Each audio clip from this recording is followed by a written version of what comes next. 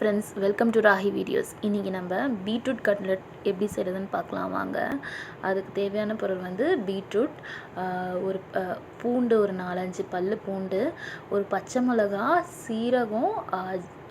சீரகம், அப்புறம் சோம்பு, நான் ஒரு 3 பாதாம் எடுத்திருக்கேன். இதெல்லாம் போட்டு நம்ம ஒன்றாவே ஒரு அரை கிளாஸ் தண்ணி போட்டு, 1 கிளாஸ் தண்ணி போட்டு நல்லா வேக வச்சு எடுத்து அந்த தண்ணி ஃபுல்லாக வற்றின பிறகு நம்ம மிக்ஸி ஜாரில் போட்டு அரைச்சிக்கலாம். இதை மிக்சியில் போட்டு அந்த தண்ணி ஃபுல்லாக வற்றின பிறகு அந்த மிக்சியில் போட்டு நம்ம வந்து கிரைண்ட் பண்ணிக்கலாம். இது வந்து ரொம்ப ஹெல்த்தியான டிஷ், கண்டிப்பாக ட்ரை பண்ணி பாருங்கள்.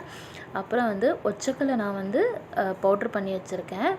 ஒச்சக்கலை பவுட்ரு பண்ணி வச்சாச்சு. அப்புறம் வந்து பீட்ரூட் நம்ம வேக வச்சது எல்லாமே அரைச்சி முடித்தாச்சு.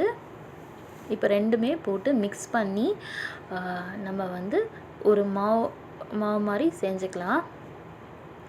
பாருங்கள், ரெடி பண்ணியாச்சு. இப்போ வந்து நம்ம தவாவில் வச்சு நம்ம ஷாலோ ஃப்ரை பண்ணிக்கலாம். பாருங்கள், உங்களுக்கு எவ்வளோ சின்னதாக வேணுமா சின்னதாக போட்டுக்கலாம், பெருசாக வேணால் எந்த ஷேப்பில் வேணாலும் இது செஞ்சுக்கலாம். ஷாலோ ஃப்ரை பண்ணால் சூப்பராக இருக்கும். டீப் ஃப்ரை கூட பண்ணலாம், ஆனால் நான் எப்போவுமே ஷாலோ ஃப்ரை தான் பண்ணுவேன். ஃப்ரெண்ட்ஸ், இந்த டிஷ் வந்து குழந்தைங்களுக்கு ரொம்ப ஹெல்த்தியான டிஷ்.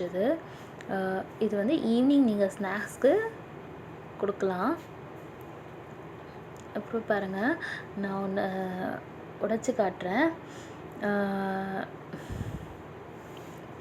பாருங்கள், உள்ளே வந்து சாஃப்டாக இருக்கும், மேலே நல்லா கிரிப்ஸியாக சூப்பராக இருக்கும். கண்டிப்பாக ட்ரை பண்ணி பாருங்கள். இது நம்ம சிம்பிளாக வீட்டில் இருக்க இன்க்ரீடியன்ட் வச்சு நம்ம சமைச்சிடலாம். ட்ரை பண்ணி பார்த்து எனக்கு கமெண்ட் பண்ணுங்கள் ஃப்ரெண்ட்ஸ். பாருங்கள், உள்ளே எவ்வளோ சாஃப்டாக இருக்குன்னு. ஃப்ரெண்ட்ஸ், இது வந்து சைட் டிஷ்ஷாக கூட யூஸ் பண்ணிக்கலாம், நம்ம ஸ்நாக்ஸாக கூட யூஸ் பண்ணிக்கலாம். ஓகே ஃப்ரெண்ட்ஸ், தேங்க்யூ, பாய்.